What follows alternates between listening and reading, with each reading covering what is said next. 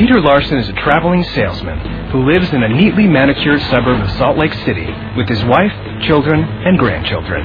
His life is typical of millions of Americans, except I spent the better part of my life preparing for a nuclear holocaust. He's a prepper. I believe there's a very high probability of a nuclear attack on the U.S., probably from the hands of a terrorist. The greatest nightmare that I can imagine is a nuclear holocaust where A terrorist organization that manages to get their hands on a delivery system that enables them to detonate the weapon above Omaha, Nebraska. Prepper is someone like myself who prepares. And it doesn't mean that I'm an extremist. I simply decided that it was time to get a shelter for myself and my family.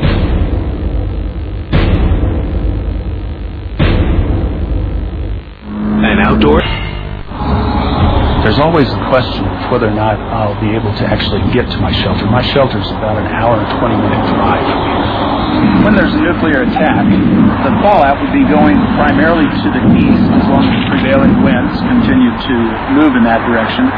Subsequently, I have 3 routes. The rule of 3 guides many prepper plans. Peter has 3 modes of transportation, utilizing 3 different routes from his home to his shelter. To practice worst-case scenarios, Peter will often leave his car and walk the last several miles to his bunker. One of the things about prepping is it has eliminated some hobbies. I don't golf, I don't bowl, I don't follow sports. Most of my time is focused on what can I best do to prepare my family for a nuclear holocaust. This is my bug-out bag. I carry it with me everywhere I go.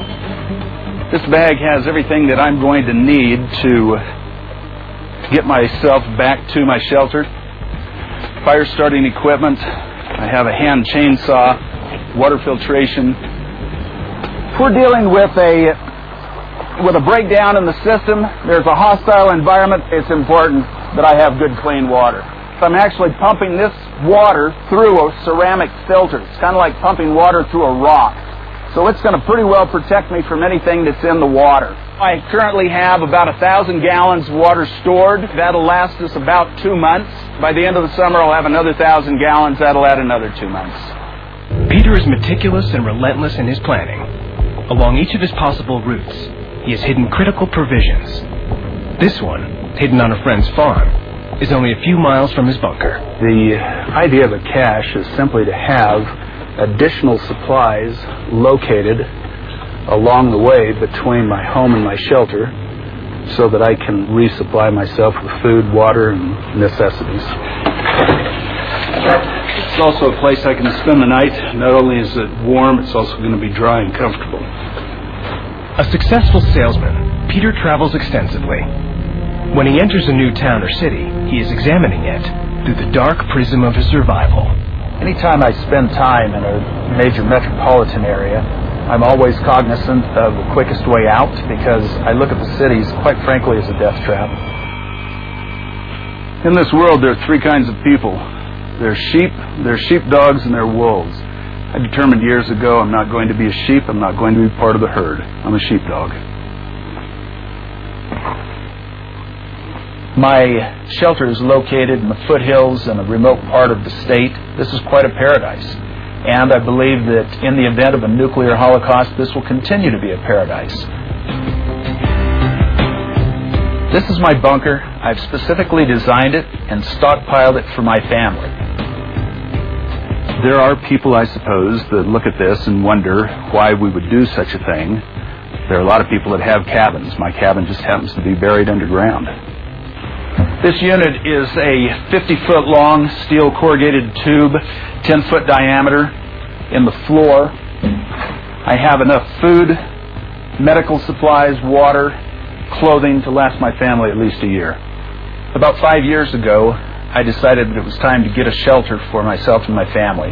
What are we having for dinner? Ramen and mac and cheese. We also use our shelter as a weekend retreat, and so this becomes our cabin in the woods, so to speak. It's a place that we feel good just coming to.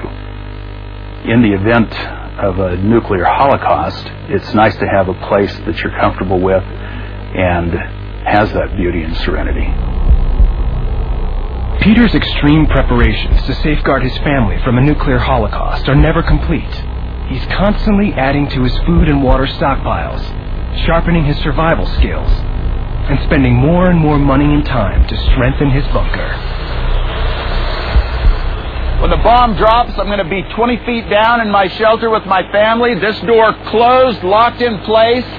It's capable of withstanding the pressure of a fully loaded dump truck. 80,000 pounds of pressure on this door. It'll protect me from virtually anything that can happen. Peter is always assessing new risks, potential dangers, and possible countermeasures. There are still in the neighborhood of 2,000 nuclear weapons in the hands of the Russians. Trying to get me and shook me. Chinese are building up their nuclear stockpile. The Iranians are coming on strong, as well as the North Koreans. There are a lot of threats in this world. I think you just sold the farm, my friend. Our expert has determined that your underground shelter has been sufficiently reinforced to protect you and 12 family members from a nuclear blast as close as 1/2 mile from your site.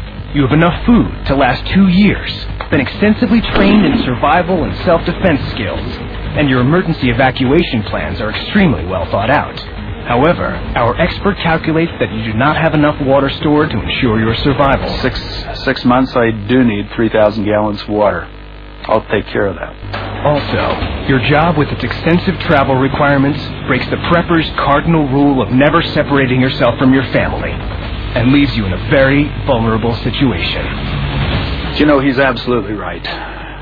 That's something that I've been uncomfortable with, and quite frankly, it's time for me to change jobs. Peter has taken our expert's advice and has begun the process of acquiring and storing additional water.